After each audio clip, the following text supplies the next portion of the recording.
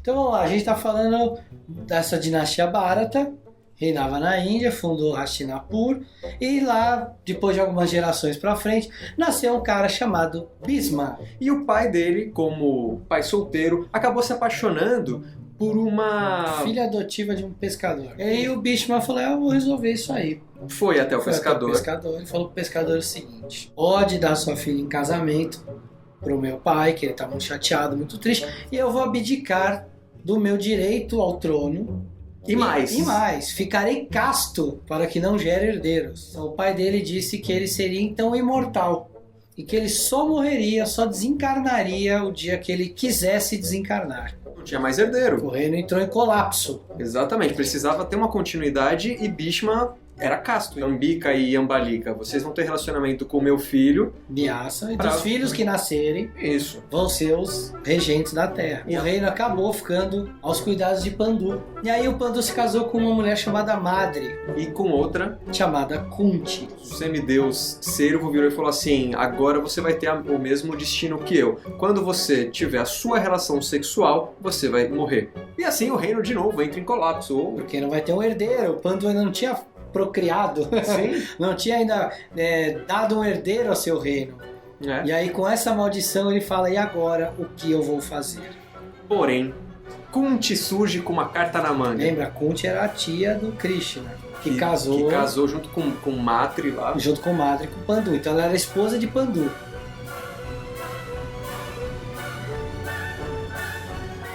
Quando Kunti era jovem, ela recebeu uma bênção De um sábio, que era, a bênção era a seguinte, ela Esse queria sábio ter seria um Brahman?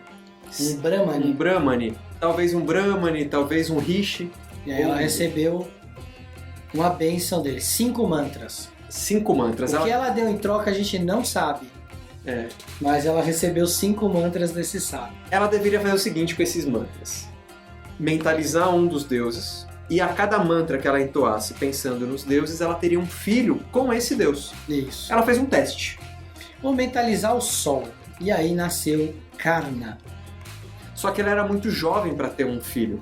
Então ela deixou Karna para adoção, deu para uma família, com uma outra mulher, e Karna não sabia da sua hereditariedade, quem era sua mãe. Nada Ele assim. fez um teste, nasceu, olha, funciona. Tô, fica com ele um pouco, eu sou muito jovem. Tipo isso. Foi tipo isso. E Karna então nasceu numa família de pescadores, de criados. E aí ela virou para Pandu e falou assim, a gente tem essa possibilidade, a gente pode ter 4 filhos. E aí então eles fizeram uso.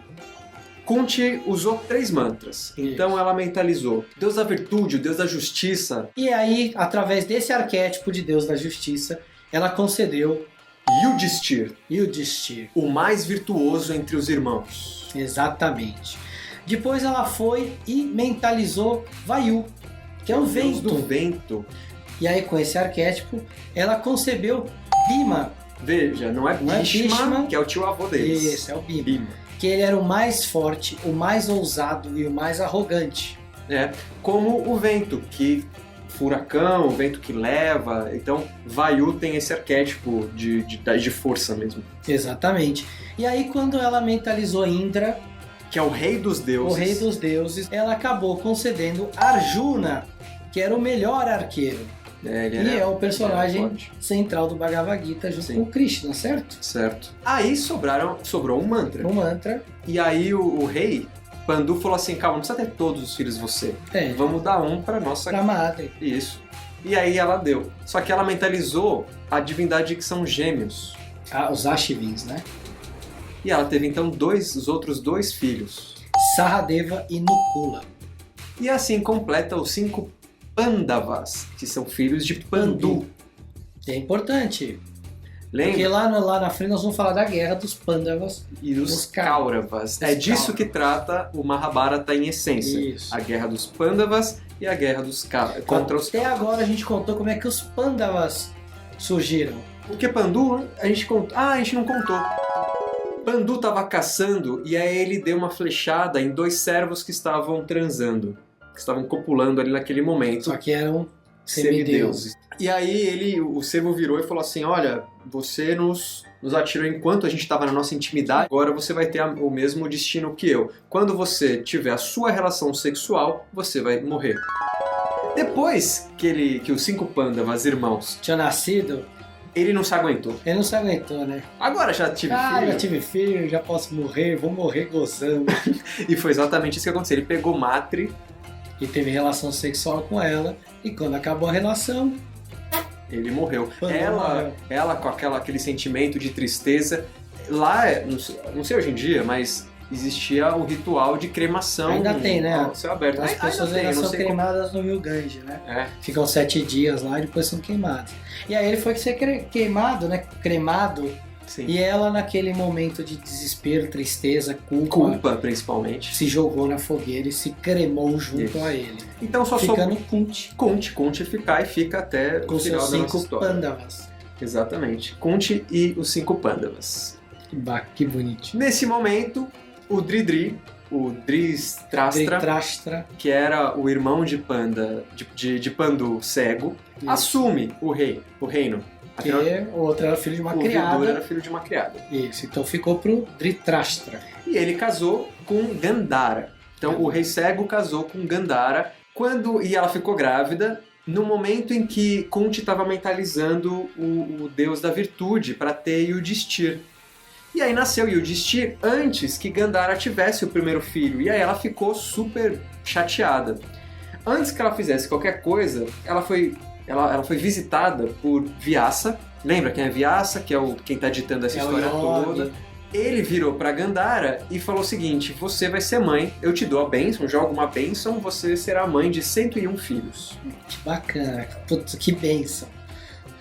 Quando Yudhishthir nasceu, ela ficou chateada por não ter sido mãe primeiro. Isso. E ela pegou uma pedra lá afiada. Começa a bater na barriga para abortar. Exatamente. E ela aborta. Aborta. E aí os fetos caem no chão em 101 pedaços. Sim. E Vyasa, que proferiu, né, a bênção, fez com que cada pedaço de carne virasse uma criança. Isso. Sendo 100 delas homens e uma era mulher. Nossa. Boa divisão. Na verdade, quem tiver acesso e interesse em ler o Mahabharata vai ver que existe uma predominância de masculina, né? Uma sociedade patriarcal muito forte, uma cultura, então assim, não dá nem para julgar porque isso aconteceu há sei lá quantos mil anos. Então, esse é um exemplo, veja, de 101, uma era filha e os outros 100 eram meninos, eram homens que nasceram. O primeiro que virou, de fato, é o nosso grande antagonista, o grande vilão dessa história toda, que é o Duryodhana. Então, desses 101 pedaços que saíram de Gandhara, né? Os irmãos de Duryodhana. Exatamente, né? Que são os outros 100 irmãos de Duryodhana, que foram levantados por Vyasa. Deles, essa família nova que nasceu, é daí que vem os Kauravas. Exatamente. Então os Pandavas são os filhos de Pandu e os Kauravas são descendentes de Kuru. Na verdade, em termos gerais, os Pandavas também são descendentes de Kuru, que era um rei antigo.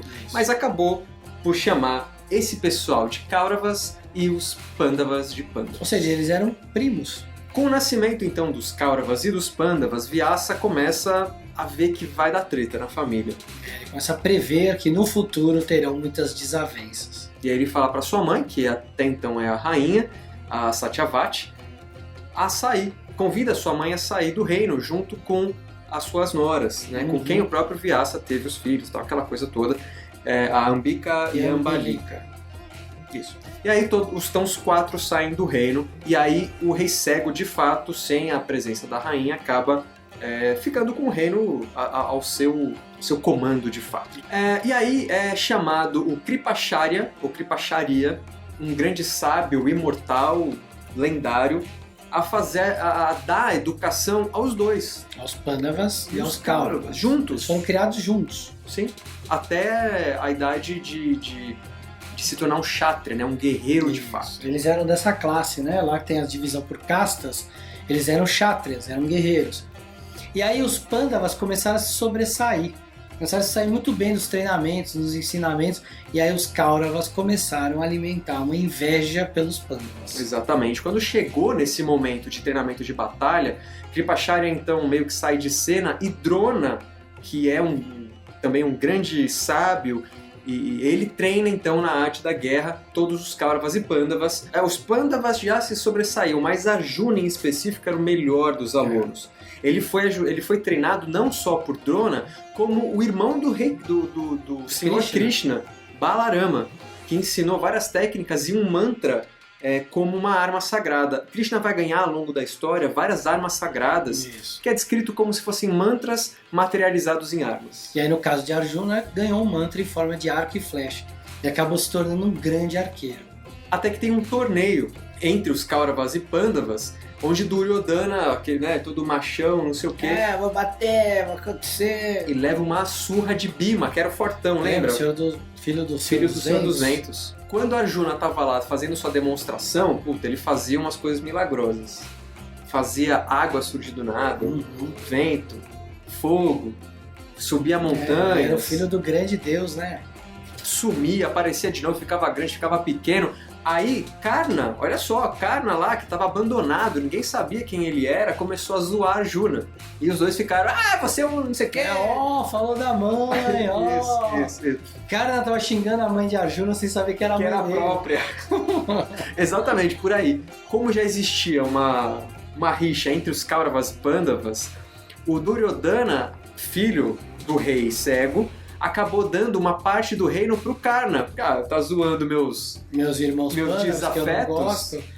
Deu um reino lá pra ele governar. E assim ficou aliado. Karna ficou aliado de Duryodhana. O Karna, ele acaba sendo adotado como uma espécie de uma criada lá, né, do reino, né? E aí ele tá junto lá no torneio, sem saber quem ele é, ninguém também sabe quem ele é. O Pandu já tinha morrido, né? E aí ele acaba ganhando esse pedaço do reino. Mas o Duryodhana não ficou feliz em ter tomado a surra. E aí ele arquitetou um plano para matar o Bhima. Aí ele falou com o pai dele. Isso. Não só o Bhima, como todos os Pandavas. E aí, pessoal, essa foi a segunda parte da série sobre o Mahabharata. E como eu falei no vídeo anterior, esses vídeos vão ser menores, entre 10, 15, 18 minutos no máximo, para facilitar a compreensão, a digestão desses conteúdos, desses nomes diferentes. E se você gostou e gosta do canal, deixa seu like, comenta aqui embaixo sugestões, o que podia ser diferente, ou o que a gente pode melhorar, enfim. Compartilha nas redes sociais e se inscreva no canal. Isso é bastante importante pra gente. A gente está com quase 30 mil inscritos, tanto o Léo quanto eu, a gente fica muito feliz. E a gente também tem uma página no Facebook. Muitas coisas a gente é igual que tem aqui, mas tem algumas coisas diferentes lá também, como algumas lives que a gente fez, às vezes a gente posta alguns conteúdos diferentes lá, facebook.com/conhecimentos da humanidade. E é isso, ainda vai ter alguns errinhos de gravação e eu vejo vocês na semana que vem. Um abraço, valeu! Você pode ter 4. Porque ela não contou pra ele que ela tinha 5 mantras. Ela só contou que tinha 4. Ela não contou pra ele, pra Pandu, que ela já tinha tido um filho antes. Isso é importante, porque lá no final, Karna vai ter o seu papel. E se contou as escondidas, ninguém fez nada. Ninguém fez nada, tá tudo certo. Mas eu acho que ele não contou, né? Porque ninguém sabia. Contou. Na verdade, contou. Ela contou? Então fala que contou, se eu tô aqui falando que era segredo. Contou só pra ele. Contou pra Pandu.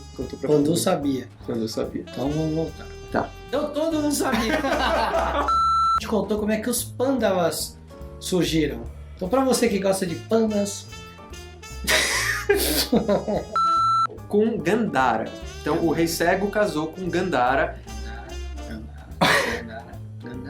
Gandhara.